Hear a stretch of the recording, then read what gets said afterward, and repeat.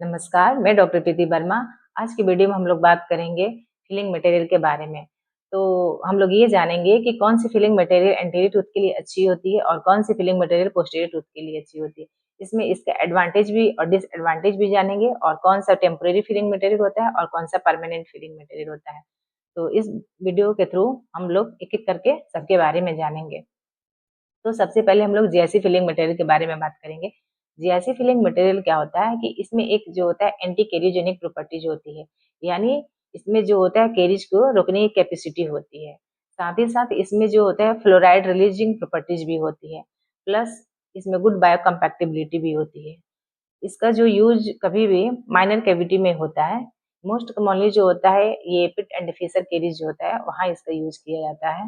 लेकिन इसका डिसएडवांटेज ये है कि इसका वीयर रेजिस्टेंट जो होता है वो काफ़ी कम होता है और ये दाँत का कलर से एकदम से मैच नहीं होता है। क्या होता है कि ये जब इसका फिलिंग हो जाता है तो कुछ टाइम के बाद ये धीरे-धीरे घिसने लगता है, जिसकी वजह से दोबारा से फिलिंग करानी पड़ती है। अब बात आती है सिल्वर फिलिंग मटेरियल की। सिल्वर फिलिंग मटेरियल जो होता है ये काफ़ी पुरानी फिलिंग मटेरियल है, लेकिन इसकी स्ट्रेंथ काफ़ी अच्छी होती है।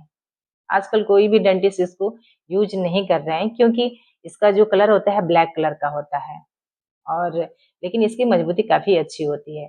इसका डिसएडवांटेज ये है कि ये मर्क्यूरी टॉक्सिसिटी करता है, जिसकी वजह से बॉडी पे इफ़ेक्ट आता है इसका। उसके बाद ये होता है कि कभी पोस्टीरियर टूथ में इसका यूज़ किया जाता है, एंटीरियर टूथ में इसका यूज़ हम लोग नहीं कर सकते हैं। अब बात आती है कंपोजिट फिलिंग की। कंपोजिट फिलिंग जो होती है वो सबसे बेस्ट फिलिंग मटेरियल होती है। इसमें क्या होता है कि इसमें इसका टूथ का जो अलग-अलग शेड आता है, एंटीरियर टूथ के लिए अलग आता है, पोस्टीरियर टूथ के लिए अलग आता है। और कभी भी इसकी जब फिलिंग की जाती है तो दाँत के कलर से मैच करा कर के की जाती है। और इसकी मजबूती की बात करें तो कंपोजिट की और सिल्वर की दोनों की लगभग सेम ही होती है। और रह गई इसकी जो यूज़ किया जाता है कभी भी, तो एंटीरियर और पोस्टीरियर टूथ दोनों में किया जा सकता है। लेकिन इसका डिसएडवांटेज ये है कि ये जो होता है वो पोस्ट ऑपरेटिव कॉज़ करता है। इसकी जो टेक्निक होती है वो थोड़े सेंसिटिव होती है। अगर इसका फिलिंग करते टाइम अगर अच्छे से फिलिंग नहीं हुआ, इसमें क्या होता है माइक्रो लीकेज होने के चांसेज़ होते हैं। तो माइक्रो लीकेज होने से क्या होता है कि फिलिंग करने के बाद पेशेंट के दाँत में ठंडा-गरम लगने लगता है। और दूसरा डिसएडवांटेज ये है कि इसमें एंटी केरियोजेनिक प्रॉपर्टीज नहीं होती है, जैसे कि जीआईसी में होती है। तो यानी इसमें केरिज की रोकने की कैपेसिटी नहीं होती है। तो ये इसका कुछ डिसएडवांटेज है। उसके बाद आता है सैंडविच टेक्निक। इसमें क्या होता है कि जीआईसी और कंपोजिट की फिलिंग की जाती है और इसका यूज़ जो होता है वो डीप कैविटी के लिए किया जाता है। तो जो डीप कैविटी होती है उसमें जो कैविटी के सबसे नीचे वाला लेयर जो होता है, नीचे लेयर में हम लोग जीआईसी फिलिंग कर देते हैं और ऊपर का जो लेयर होता है उसमें कंपोजिट फिलिंग की जाती है।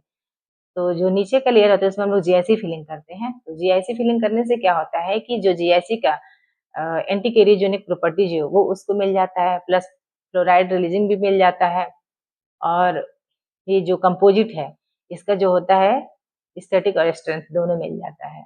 इसका कभी भी यूज़ डीप कैविटी में ही की जाती है। तो ये है।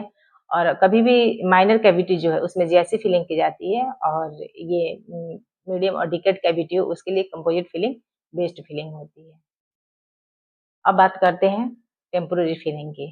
टेम्पोररी फिलिंग में क्या होता है कि इसका यूज़ उस पेशेंट में किया जाता है जैसे किसी पेशेंट के दाँत में थोड़ा बहुत दर्द हो और उसको ठंडा-गरम भी लग रहा हो। तो उसमें हम लोग क्या करते हैं कि चेक करने के लिए पेशेंट की जो कैविटी होती है उसको रिमूव कर देते हैं। रिमूव करके उसमें टेम्पोररी फिलिंग भर देते हैं। फिर टेम्पोररी फिलिंग करने के बाद पेशेंट को 3 से 4 दिन के बाद बुलाया जाता है, चेक करके करने के लिए कि पेशेंट को दर्द है कि नहीं। तो अगर पेशेंट को 3 से 4 दिन के अंदर कोई दर्द नहीं है, तो उस मटेरियल को निकाल कर के हम लोग परमानेंट फिलिंग कर देते हैं। अगर उसका दर्द है, तो उस दर्द को खत्म करने के लिए फिर आरसीटी की जाती है, जिसकी वजह से पेशेंट का जो दर्द है, वो परमानेंट खत्म हो सकता है। उसके बाद आती है मिरेकल मिक्स फिलिंग। इसमें क्या होता है कि जीआईसी और सिल्वर को दोनों को मिक्स किया जाता है। मिक्स करके इसका फिलिंग की जाती है।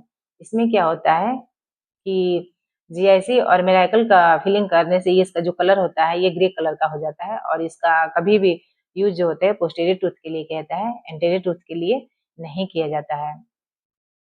और जीआईसी से जो होता है वो उसका जीआईसी का प्रॉपर्टीज मिल जाता है, और सिल्वर से जो होता है वो सिल्वर का स्ट्रेंथ मिल जाता है। और इसका कभी भी पोस्टीरियर टूथ में ही यूज होता है, एंटीरियर टूथ में नहीं यूज कर सकते हैं, क्योंकि अगर एंटीरियर टूथ में यूज करेंगे तो फिर फेस का लुक चेंज हो जाता है, देखने में अच्छा नहीं लगता है। तो आई होप मेरी वीडियो आपको पसंद आई हो। अगर मेरी वीडियो आपको पसंद आई हो तो प्लीज वीडियो को लाइक शेयर सब्सक्राइब जरूर कर दीजिएगा। तब तक के लिए थैंक यू।